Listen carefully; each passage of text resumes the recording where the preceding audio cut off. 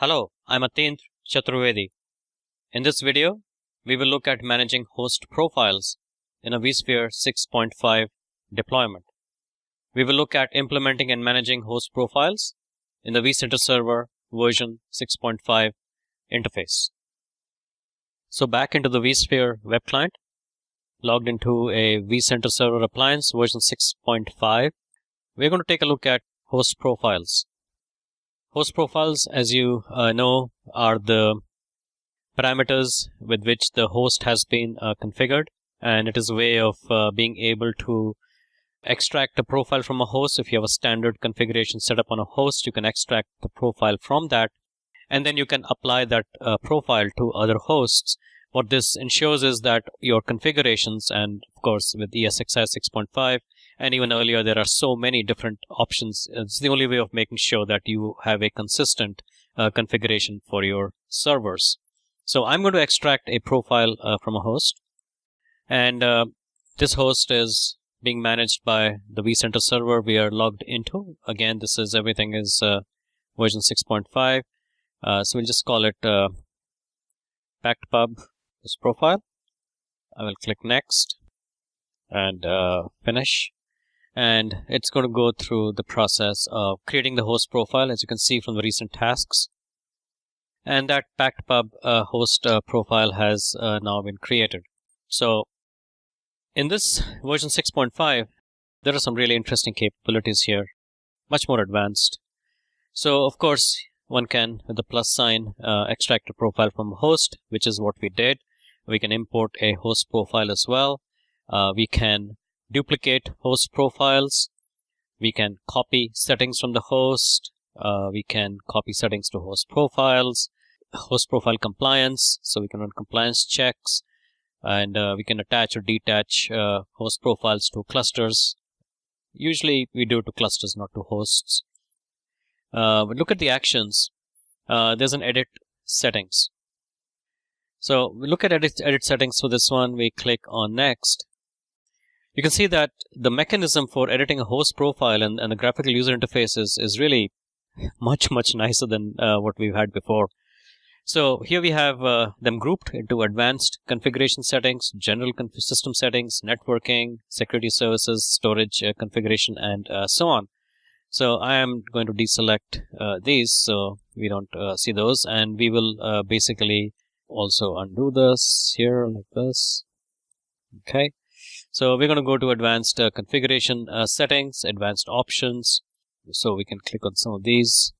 syslog global logdir, syslog global log host for specifying logs or logging servers to be more exact. We look at configuration files. So we have the VM tools configuration files, and we have the VMware etc VMware config. Really don't touch these most of the time. We look at direct path IO configuration. Here we are. So ignore PCI pass-through settings and so on. And there's a whole bunch of other, the whole host profile log configuration, host file configuration, power system. So the point is that it's much easier now to extract a host profile and then to be able to apply specific key changes to that host profile. And we will see that this can be used to set up the auto deploy caching capabilities of the auto deploy modes. So you can set up stateless caching or stateful install, and we'll do that in the next video. We will now create another host profile. In fact, we'll copy the packtpub profile and duplicate it. I click there. I specify the name, packtpub host profile 2, and I click on next. Finish, and we should have a second profile. There we are. We have the second host profile. Now what can be done is, if I take this host profile and I copy settings, I can select. So I select, say, networking settings from that host profile, and I target that. The new one we created, of course, it'll be the same since we copied it, but the point is that we have now the ability to take selectively settings from different host profiles and copy them to target host profiles. So when I click next, okay, target reuse settings, all of these are there, networking configuration, and I click finish, and it's going through the process of doing that. And so the settings have been copied over to host profile 2.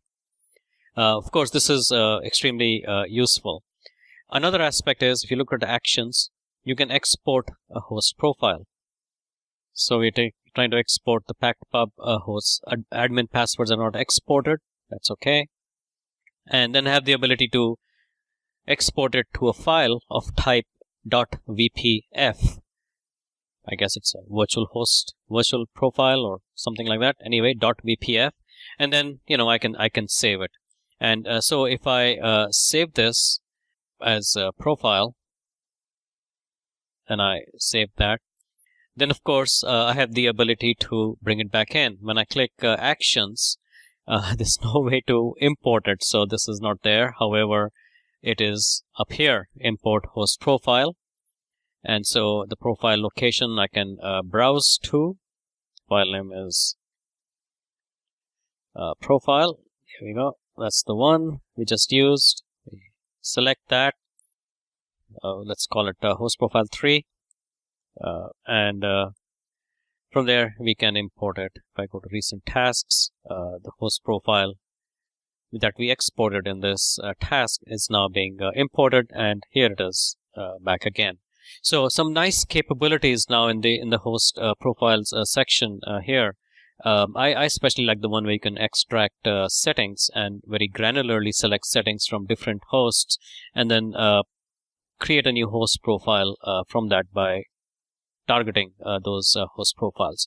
So how do you set the source host source profile? So basically the current profiles are being extracted from this server. Okay, so that's what that is.